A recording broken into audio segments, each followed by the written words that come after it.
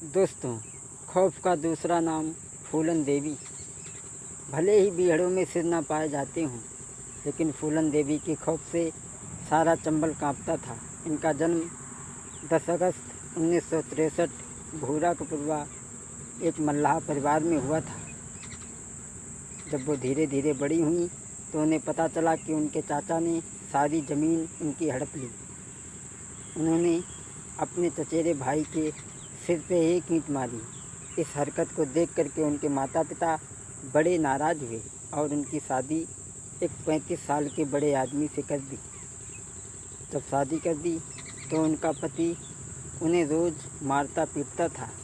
इस वजह से उनकी तबीयत दिनों दिन बिगड़ती जा रही थी और वो कुछ दिनों के लिए अपने मायके चली आईं। जब मायके से लौट करके ससुराल में पहुंची तब उन्होंने देखा कि उनके पति ने दूसरी शादी कर ली है और उनके पति ने उस पत्नी ने उन्हें बेइज्जत करके धक्के मार करके घर से निकाल दिया। ऐसे में फूलन देवी कहाँ जाती, उनके पास में कोई विकल्प न बचा था। उनकी मुलाकात अक्सर डाकुओं से होती रहती थी।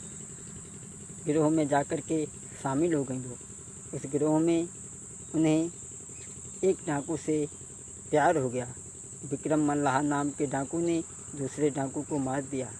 कुछ ठाकुरों ने उन्हें किडनैप कर बेहमई गांव ले गए। वहां 3 हफ्ते तक उनके साथ में बलात्कार किया और वो किसी तरीक़ा से वहां से बच निकली और दूसरे गिरोह में जाकर के शामिल हो गई।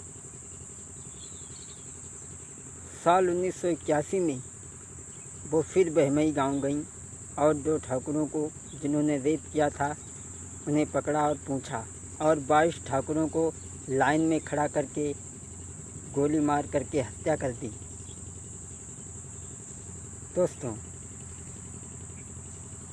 अब तो फूलन देवी का नाम अखबारों में छपने लगा।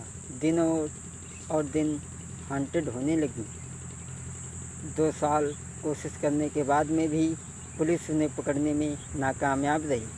उनके किस्से दिल्ली के हर शख्स के जुबां पर आज भी मौजूद हैं। बताया जाता था कि फूलन देवी का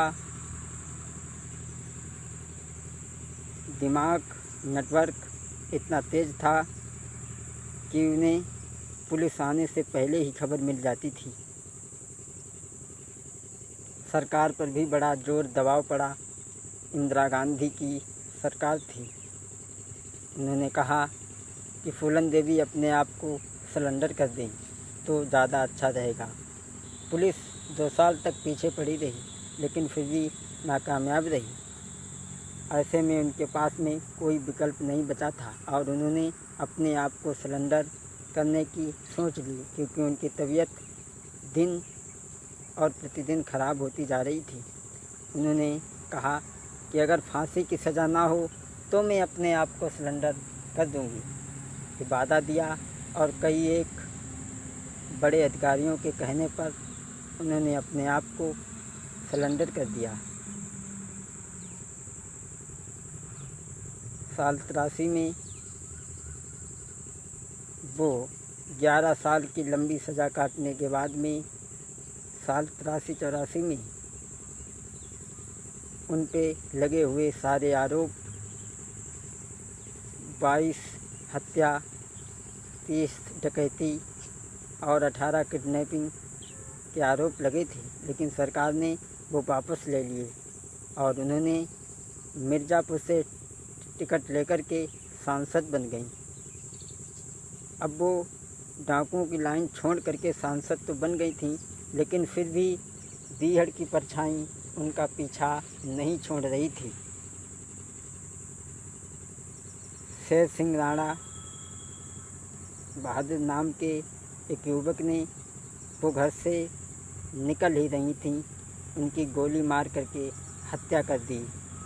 25 जुलाई 2001 को इस तरीक़ा से उनकी कहानी समाप्त हो गई।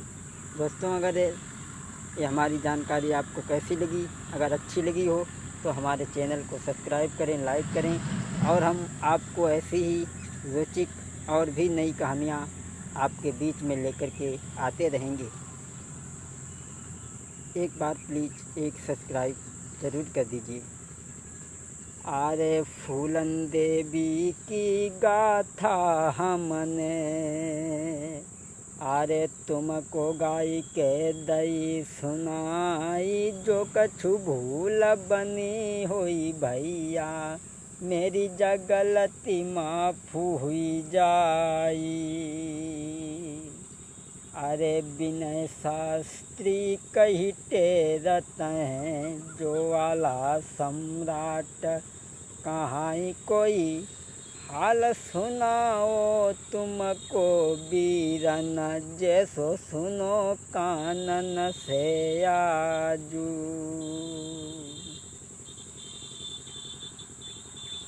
हे राधा के हितकारी श्याम के मीरा तोई बुलाई गई, हे राधा के हितकारी श्याम के मीरा तोई बुलाई गई।